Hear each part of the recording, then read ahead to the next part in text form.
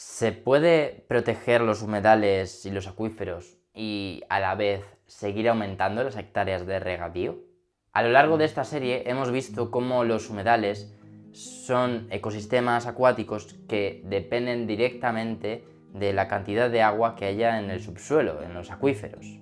También hemos visto cómo a lo largo de la historia se han realizado diferentes proyectos de desecación con el fin de evitar enfermedades y aumentar las hectáreas disponibles para la agricultura.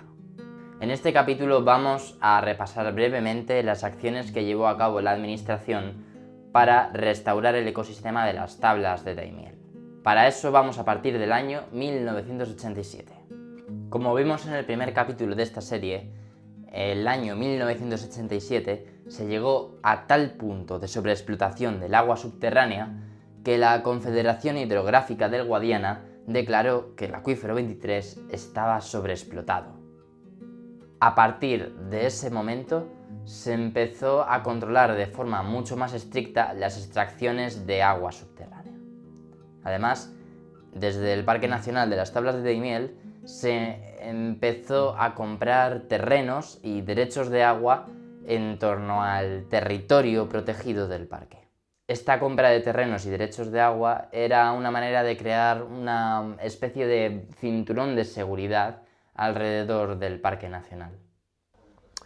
Vamos a ver, lo importante de la compra de superficies de terreno en la periferia del parque no es tanto el poseer la tierra en sí como lo que lleva emparejado. Lo que lleva emparejado es la eliminación, es la adquisición también de derechos de agua. Es la imposibilidad de extracción de volúmenes muy importantes en un entorno muy inmediato al parque, hasta el punto que nosotros, la práctica nuestra durante años, nos decía que había momentos donde, coincidiendo además en verano, cuando los riegos son mayores y cuando las necesidades hídricas son mayores en los cultivos, y al mismo tiempo cuando la insolación hace que las escalas del parque, los niveles hídricos del parque bajen con mayor decisión, por así decirlo, nos decía cómo el agua había veces que incluso dejaba de tomar el rumbo característico de arriba abajo para desviarse hacia algunos de los conos de succión que estas explotaciones tenían, ¿no? Algunas muy próximas al propio parque, pegadas, vamos, unidas prácticamente. De esa manera se consiguió reducir el número de cultivos alrededor de las tablas, aumentando así el nivel freático del acuífero. Efectivamente. Hablas además ahora en un momento donde ya los artefactos, los pivotes, estos que tú te refieres, no son mayoritarios y donde hay una práctica que prácticamente, y valga la redundancia, casi se ha eliminado, que es el riego por aspersión en pleno momento del día. Sin embargo, en la zona, en los años 80-90, se extraía muchísimo agua para regadío con unas condiciones poco eficientes, digamos, ¿no? O sea, el riego por aspersión en plena ola de calor del mes de julio o de agosto, a mediodía, pues era casi brindar al sol un montón de agua, era una pérdida muy importante. Entonces nosotros lo que veíamos era que, evidentemente, la idea no es hacerte con un montón de miles de hectáreas de posesión tuya, sino lo que más nos interesaba era el poder eliminar ese consumo de agua, el adquirir esos derechos de agua para evitar su consumo y su uso. Para el técnico y biólogo del Parque Nacional de las Tablas de Daimiel, Manuel Carrasco, esta fue una de las medidas más importantes. Y si el término daimielización está perdiendo vigencia, en su opinión es gracias a esta compra de terrenos y derechos de agua. Evidentemente, el término daimielización, con las connotaciones negativas y peyorativas que conllevaba el término, pues yo creo que sí está en desuso. Esto viene a decir que de alguna manera el parque está actuando de una forma adecuada, correcta. Cuando digo el parque no me refiero al parque aislado, evidentemente con el respaldo del organismo autónomo, parques nacionales, con los presupuestos de la administración, etc. Significa que la aventura que se inició en el año 99 de adquisición de terrenos y sobre todo de derechos de agua en el entorno inmediato del parque, pues no era ninguna tontería, no era ninguna estupidez, sino que era una visión muy acertada por parte del parque y así viene a refrendarlo este estudio del que tú hablas. Evidentemente no todo es bueno, por mucho que compres, el parque sigue expuesto y sigue teniendo una problemática hídrica importante que está ahí, pero evidentemente esto sí que está ayudando a mitigarla y ayudará sobre todo a que los cambios no sean tan bruscos de un año a otro, sino que haya una situación mucho más tranquilizadora desde el punto de vista ambiental, ¿no? Hay que tener en cuenta que el acuífero 23 es mucho más grande que el propio territorio de las Tablas. De hecho, su extensión llega hasta las provincias de Cuenca y Albacete. Por eso, los niveles piezométricos son distintos según donde los midas. En la red de seguimiento e información hidrológica del Estado se puede consultar los niveles piezométricos de la red piezométrica. Un piezómetro es un instrumento que sirve para medir la cantidad de agua subterránea, porque mide la distancia a la que está el agua subterránea de la superficie. Si miramos, por ejemplo, el nivel piezométrico en el municipio de la Alberca de Záncara, en la provincia de Cuenca, podremos ver que el agua subterránea entre los años 2009 y 2016 se encontraba a una profundidad media superior a 100 metros. Es decir, el agua estaba a menos 100 metros de la superficie, del suelo. Pero no todos los niveles piezométricos son tan profundos como en la Alberca de Záncara. Por ejemplo, en el municipio ciudadraleño de Campos de Criptana, la profundidad media entre los años 1997 y 2016 ronda los 5 metros. En daimielización.lacuevadelrío.es tienes un gráfico en el que puedes comparar los niveles máximos y mínimos de los diferentes niveles piezométricos en las masas de agua que componen el acuífero 23. Recuerda que a mayor nivel freático, más lejos está el agua subterránea de la superficie. En época con mayor nivel freático, el agua subterránea está más profunda y no consigue llegar a la superficie para emanar. Por lo tanto, es frecuente que en esas épocas los humedales estén secos. Si hay un piezómetro de referencia para medir el agua subterránea más próxima a las tablas de Daimiel, ese es el del pozo Ojos del Guadiana. Los Ojos del Guadiana son los lugares por los que aflora de forma natural el agua subterránea y que dan lugar al río Guadiana y a sus diferentes afluentes y humedales. Y están por doquier, es difícil saber dónde están esos pozos, pero algunos sí que están muy bien localizados y los llamados Ojos del Guadiana están muy vinculados a las tablas de Daimiel. Bien, si nos fijamos en los niveles piezométricos de este piezómetro de Ojos del Guadiana, pues vemos que hay 2 años que destacan muchísimo por sus bajos niveles. Estos son 1995 y 2009.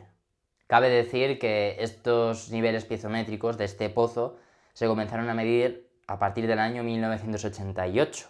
Recuerda que en el 87 se declaró sobreexplotado el acuífero 23. En el año 1995 se alcanzó el nivel piezométrico registrado más bajo, de 43,9 metros de profundidad, al cual se llegó en agosto de ese año.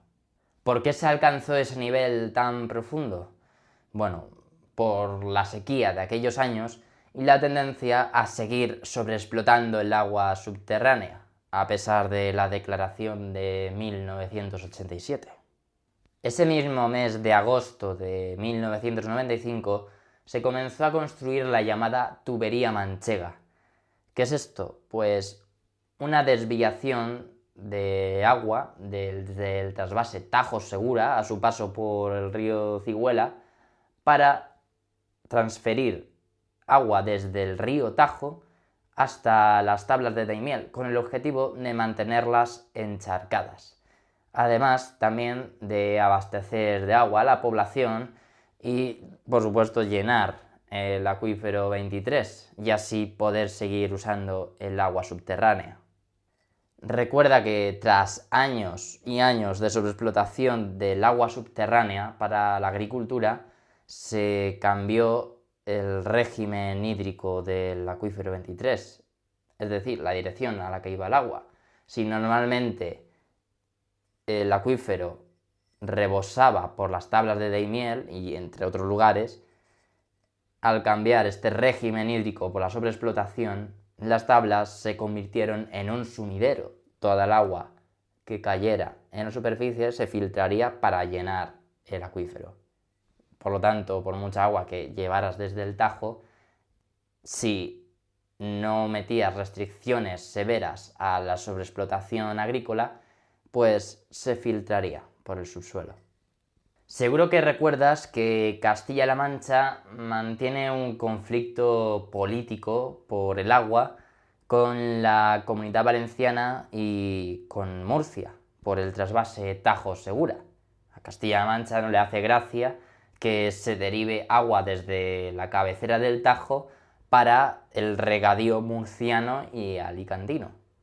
Aquí se da una cosa muy curiosa, porque a pesar de ser del mismo partido, el discurso de los dirigentes políticos cambia en función de la comunidad autónoma en la que se presenten a las elecciones. En la descripción te dejo algunos enlaces a vídeos antiguos y noticias para que, si quieres, veas estos contrastes de discursos. También hubo polémica con la tubería manchega, porque desde el gobierno regional se decía que esta derivación de agua del Tajo hacia el Guadiana era para beber, no para lo que se hacía en Murcia. Sin embargo, llama la atención que se utilice el agua del Tajo para solucionar un problema que viene por la sobreexplotación del agua subterránea. Vamos, haces en tu territorio lo que criticas en otros lugares. ¿Es esta una actitud hipócrita? Bueno, preguntémosle a quien sabe más sobre la gestión del agua. Yo no creo que sea hipócrita. Yo lo que creo es que el gobierno se preocupa de defender sus intereses, como es lógico. En este caso, un recurso natural como el agua, pues entiendo que el gobierno lo utilice y haga lo que estime en ese momento más conveniente. Lo que sí creo es que se podría y se debe seguir ahondando. En este caso, además, creo que no sería el gobierno de Castilla-La Mancha, sino es más bien la administración hidráulica, en regular todo ese patrimonio hidráulico que tenemos a la hora de, como tú me preguntabas antes, de poder usarlo de una u otra forma. Es decir, yo creo que lo que hay que llegar es a que el agua a saber que es un bien escaso y que tenemos que repartirla de una manera organizada. No podemos hacer un mal uso de ella ni en un sentido ni en otro. A partir de ahí yo ya las decisiones políticas del gobierno pues tampoco soy quien para juzgarla, pero no creo que sea un ejercicio de hipocresía, sino más bien de defensa de su interés, ¿no? de lo que ellos deben defender. Además de para encharcar las tablas, para, atención, proporcionar agua a todos aquellos municipios que, como consecuencia de la sobreexplotación del acuífero de la Mancha Occidental, tenían aguas de mala calidad. En aquellos momentos, algunos autores dijimos, no se gasten ustedes 1.000 millones de euros en una obra de esta naturaleza, porque si es cierto que un municipio tiene un problema de calidad de agua porque tiene nitratos, los nitratos ya sabemos de dónde vienen, de una fertilización excesiva en la agricultura. Mire usted, esa agua, ponga usted un tratamiento de ósmosis inversa, que es un tratamiento técnico que elimina las sales indeseables del agua, y esa población podrá seguir bebiendo de agua. ¿Qué ocurre? Pues que el trasvase Tajo-La Mancha de nuevo se manifestó como un caramelo muy goloso para grandes compañías constructoras. detrás de las grandes obras siempre hay grandes compañías constructoras que hacen el agosto con eso. Y luego nos hemos dado cuenta que cuando nos vendían aquel trasvase como la última oportunidad de La Mancha, no hay otra solución para dar de beber a 500.000 habitantes, nos hemos dado cuenta que hace apenas 3 o 4 años el acuífero de La Mancha Occidental comenzó a manar casi por los ojos. Es decir, ¿era tanto el problema o era quizás un problema que se nos vendió para hacer una gran obra? Y detrás de las grandes obras ya sabemos lo que hay en España, lo hemos comprobado abiertamente. Detrás de las grandes obras existen grandes casos de corrupción. Bueno, pues de alguna manera con ese ejemplo que tú pones sí, pero está claro que no es tampoco una cosa exclusiva de Castilla-La Mancha. Bueno, eso es así y se ve en las actuaciones políticas de los partidos, ¿no? Al final este tema que tenemos en España de las comunidades autónomas es tan potente que ni siquiera los grandes partidos mantienen una línea única y en función de en qué comunidad autónoma están o qué parte le toca, pues se posicionan en un sentido o en el contrario. Es cierto que es una escala distinta, ese trasvase para mantener inundada la parte central de la Daimiel que el trasvase del Tajo, que es mucho más voluminoso y significativo en términos de lo que es el río en general y lo que es la cuenca del Tajo en general, pero en cierta medida sí, es un poco incoherente porque no deja de ser poner de manifiesto que está gestionando mal esa cuenca o ese acuífero. Lo que tenemos que hacer es ajustar el uso al agua que tenemos. Lo que no puede ser es que yo genero hectáreas de regadío y si no tengo bastante agua que me la traigan de fuera y si no que me la traigan del Tajo, si no del Ebro y si no del Ródano y si no de Marte. No, esa es la línea en la que tenemos que conseguir entrar. Tenemos que conseguir entrar en la que yo tengo una cantidad de agua, tengo que ajustar mis demandas al uso que tenemos. Entonces el Guadiana tiene que hacer eso, tiene que ver, esta es la cantidad de agua, mi acuífero repone tanto cada año, puedo tener esas dotaciones, esas cesiones de agua, no puedo tener más.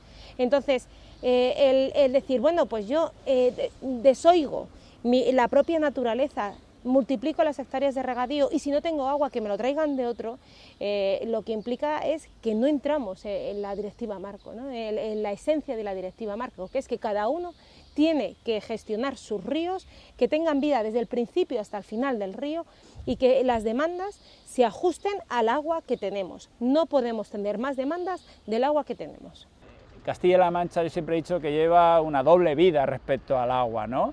Digo, por el día se queja ante los murcianos y alicantinos del agua que nos quitan. El agua que va del Tajo al Segura es una injusticia, no hay derecho. Y es cierto, es una injusticia y no hay derecho. Pero en cambio, amparada en la oscuridad de la noche, decimos, bueno, el agua esta que viene del Tajo, si nos la quedamos a medio camino, entonces sí es un buen trasvase. No. Los trasvases son entre cuencas hidrográficas, que son instancias naturales. El Tajo, el Guadiana, el Segura. Y no vale decir que este trasvase es malo porque va a Murcia, pero ya este trasvase es bueno si se queda en Ciudad Real o se queda en Albacete. Entonces, frente a eso, entendemos que un principio ecológico fundamental es el principio de unidad de cuenca.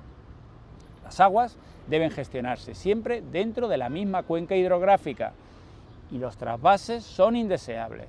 El trasvase Tajo-Segura se hizo en la época de la dictadura. Hoy no se podría hacer, porque afortunadamente las libertades y las posibilidades de manifestación libre para reivindicar derechos están ahí. Sí que es verdad que hay un distinto rasero para el Tajo que para el Guadiana. En el Tajo es muy fácil criticar la sobreexplotación, porque la sobreexplotación viene del Segura. Entonces, a nosotros todos los años se están llevando 300 hectómetros como mínimo, 300 hectómetros cúbicos que se llevan para aumentar un regadío va en un aumento desorbitado, ¿vale? Pero se va a otra cuenca hidrográfica que está en Murcia. Entonces, ¿qué pasa?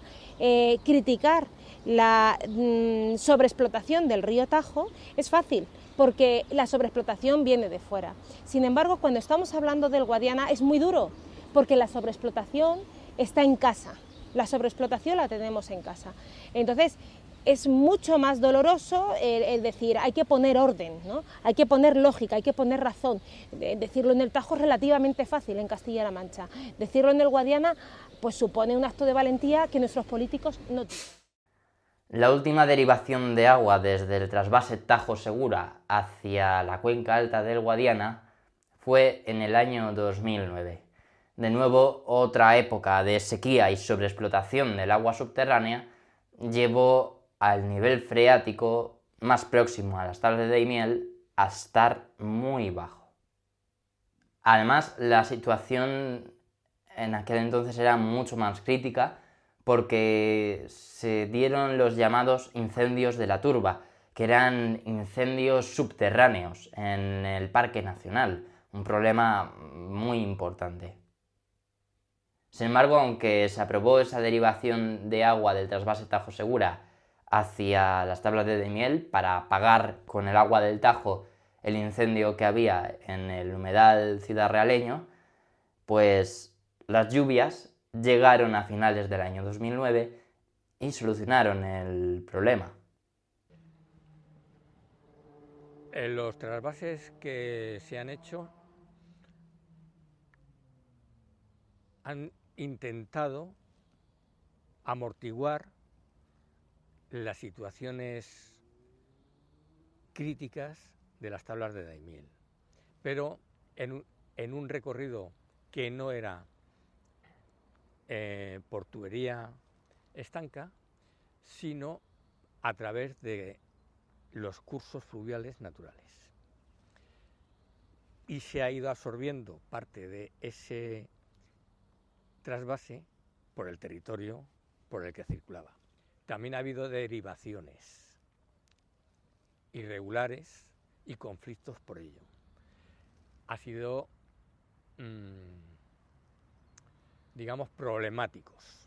El último que se hizo, que fue en el incendio de las tablas de Daimiel, el segundo gran incendio de las tablas de Daimiel, porque el primero fue en el 86, el 2009, pues fue una medida, digamos, tardía y mediática, porque el agua llegó antes que la que se metió por el tubo. Por primera vez se hizo por tubo. Y yo creo que ya no va a haber más trasvases de ese tipo. Año 2010, cuando después de varios años seguidos de sequía prolongada y de prácticamente ausencia total de inundación en el parque, donde se llegó incluso a quemar el suelo del propio parque, la turba que forma la materia orgánica que forma el suelo, llegó a arder en muchos puntos del mismo. Cuando después de todo ese proceso, como digo, llegó agua, en principio estábamos tan contentos hasta que la calidad de ese agua que llegó en años sucesivos no fue la deseada y lo que ocasiona es que puedes tener el parque lleno de agua con un agua de mala calidad que origina pues desde mortandades de animales a problemas en especies vegetales, a muchísimos problemas. Con esa época de lluvia tan intensa de finales de 2009 y principios de 2010, se produjo un fenómeno también muy llamativo, y es que con esa cantidad de lluvia y con el movimiento que produjo en las aguas subterráneas, se produjeron socavones en terrenos próximos a Daimiel. Vamos, agujeros enormes en el suelo. Hay un tema muy importante y sobre el que no hemos hablado aún, y que es una de las líneas de trabajo fundamentales a la hora de recuperar cualquier ecosistema: la biodiversidad. Un humedal puede estar lleno de agua, pero vacío de vida. Por eso, esta fue una de las líneas de trabajo más importantes en el Parque Nacional. Para hacerlo, se elaboraron censos de población de las diferentes especies que habitan el parque. Y uno de los bioindicadores que nos dicen que el humedal de las tablas de Daimiel de actualidad tiene buena salud son las ovas, que es una especie de planta que crece en humedales de este tipo. El mejor bioindicador que nosotros conocemos de las tablas es una formación vegetal subacuática que genéricamente recibe el nombre de ovas. Cuando las ovas están en el parque, están presentes en una buena superficie del parque, implica que la calidad del agua es buena, que la transparencia del agua es buena, que va a haber alimento para determinadas especies animales suficiente, que el agua va a tener un nivel de oxigenación importante porque las propias algas, esas plantas se encargan de aportar oxígeno al agua, donde los peces van a poder hacer sus puestas con suficiente refugio, un montón de buenos augurios, digamos, solamente con la presencia de esta planta. Y nosotros, por ejemplo, para nosotros, por eso que exista o no exista ova es muy importante. En el año 2014 se llegó al nivel freático del acuífero, al menos en el entorno de las tablas de Daimiel, más altos de los registros que se tienen desde el año 88. Y es que en 2014 se llegó a menos 9 metros en el pozo Ojos del Guadiana. En 2018 esta cifra ha bajado a menos 16,50 metros de profundidad. Uno de los últimos episodios de esta historia fue en el año 2017, en el que una severa sequía llegó a plantear restricciones en el riego. De hecho, el río Guadiana, en algunos de sus tramos, como a su paso por el Puente de Hierro, en Peralvillo, estaba completamente seco, se podía pasear por su cauce. Sin embargo, a finales de febrero de 2018, volvieron las lluvias a salvar la situación.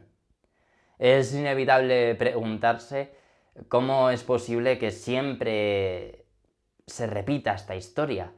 Épocas de sequía combinadas con la sobreexplotación del agua subterránea que llevan a la desaparición de los ríos y los humedales y que luego, con épocas de lluvia muy abundante, se recuperan. Cabe preguntarse si alguna vez vamos a dejar de tener tanta suerte y deberíamos empezar a plantear otras políticas. Bueno, y con esto ya llegamos al final de esta serie. Ya sabes que si quieres seguir profundizando en esta historia, en daimielización.lacuevadelrío.es tienes todos los textos, gráficos, fotografías, vídeos, en fin, todos los materiales que elaboran este trabajo de periodismo de datos. También tienes todos los vídeos de esta serie en YouTube y si te ha gustado este reportaje, pues compártelo. Muchísimas gracias por tu atención. Si ves que en algunas cosas que he explicado, pues quieres añadir algo, matizarlo, o ves que me he equivocado, pues te agradecería mucho que me dejaras un comentario. Así aprendo yo también de lo que me podéis decir. Yo solo soy periodista, no soy experto, no soy geólogo, ni me dedico a trabajar en esto. Mi trabajo es contar historias. He intentado contarla de la mejor manera posible.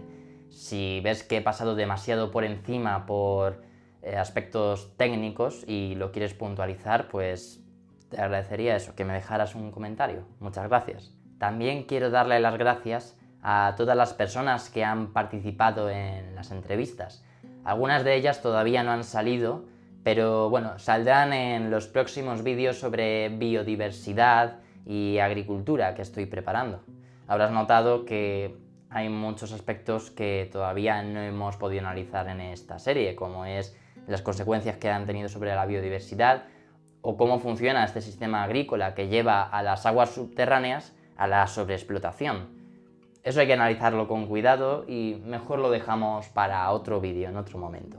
También muchas gracias al Centro del Agua y los Humedales Manchegos en Daimiel y al propio Parque Nacional de las Tablas de Daimiel por proporcionarme los datos y ayudarme a explicar esto de la mejor manera posible. Y también muchísimas gracias a todas las personas que de una manera u otra me han ayudado a hacer posible este trabajo. Gracias. Lo dicho, muchísimas gracias por tu atención y nos vemos en la próxima. ¡Hasta pronto!